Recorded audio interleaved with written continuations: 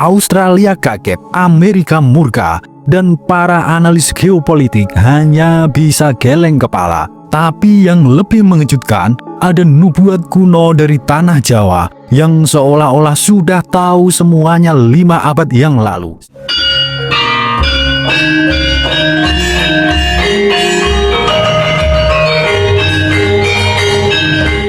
Assalamualaikum warahmatullahi wabarakatuh. Salam waras-waras wae. Siapa sangka sebuah pulau yang tenang di timur Indonesia, Pulau Biak, Papua, kini jadi pusat perhitungan global. Bukan karena tambang emas, bukan karena konflik, tapi ini benar-benar membuat mata dunia terbelalak. Pada Juli 2025, dunia dikejutkan oleh sebuah manuver yang tak terduga oleh Presiden Prabowo Subianto. Di tengah ketegangan global antara Barat dan Timur, Prabowo justru menemui Presiden Vladimir Putin membahas kerjasama pembangunan spaceport Rusia di tanah Indonesia. Lokasinya di ujung timur Nusantara, Pulau Biak. Australia kaget, Amerika murka, dan para analis geopolitik hanya bisa geleng kepala. Tapi yang lebih mengejutkan, ada nubuat kuno dari tanah Jawa yang seolah-olah sudah tahu semuanya 5 abad yang lalu. Sebelum kita bedah satu persatu, silakan tulis doa dan harapan kita semua untuk negeri ini di kolom komentar. Dan bagi sedulurku yang muslim, jangan lupa tulis sholawat. Semoga doa-doa kita semua terkabul. Tahun 1478 Masehi, kerajaan Majapahit runtuh secara perlahan. Tapi dalam tradisi spiritual Jawa, keruntuhan ini bukan akhir. Justru ini adalah awal. Seorang penasihat spiritual terakhir Majapahit, Sabdo Palon, mengucapkan satu kalimat legendaris sebelum menghilang. Aku akan kembali setelah 500 tahun dan Nusantara akan bangkit kembali. Jika dihitung dari 1478, 500 tahun itu jatuh sekitar tahun 1978 sampai 2025. Kini kita melihat tanda-tandanya satu persatu. Indonesia jadi rebutan negara besar. Kekayaan alam kita diburu elit global. Dan sekarang langit Indonesia pun jadi incaran untuk gerbang antariksa. Benarkah pembangunan spaceport Rusia di Pulau Biak, Papua adalah bagian dari skenario kebangkitan Nusantara yang dijanjikan dalam ramalan kuno itu?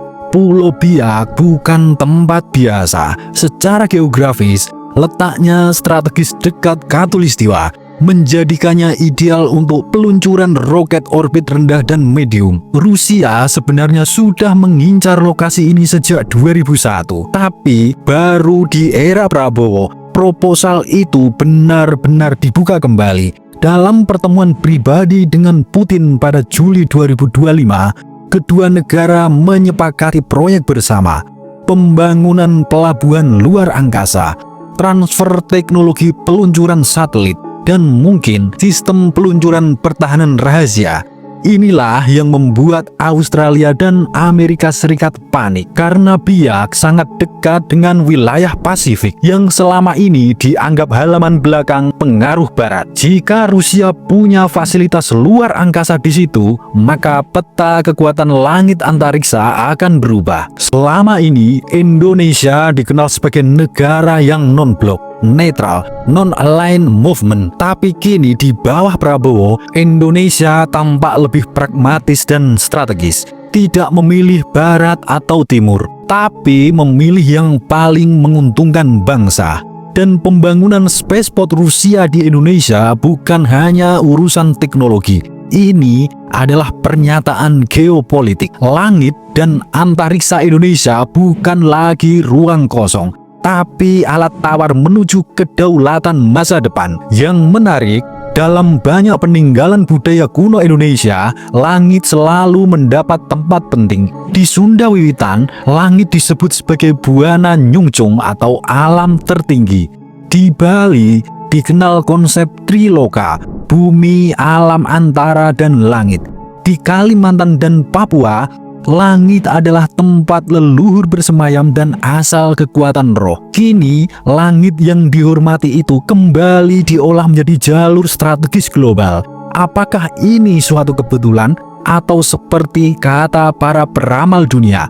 Langit Nusantara adalah pintu awal kembalinya kejayaan bangsa yang hilang. Pada tahun 2013, Harvard University mengungkap dalam salah satu penelitian sosial budaya, Indonesia adalah peradaban tua yang kehilangan narasi keemasannya akibat penjajahan sejarah dan modernisasi Barat. Pada tahun 2024, peneliti dari Jerman mengaitkan struktur megalitik Gunung Padang, pengetahuan langit dari tradisi Baduy dan Toraja, dan jejak-jejak astronomi kuno yang setara dengan bangsa Maya dan Mesir. Kesimpulan mereka, peradaban besar dunia kemungkinan berakar dari tanah Sunda, tapi ditutupi sejarah modern. Sekarang, Indonesia bukan hanya bangkit di bumi, tapi mulai menguasai langit dan antariksa.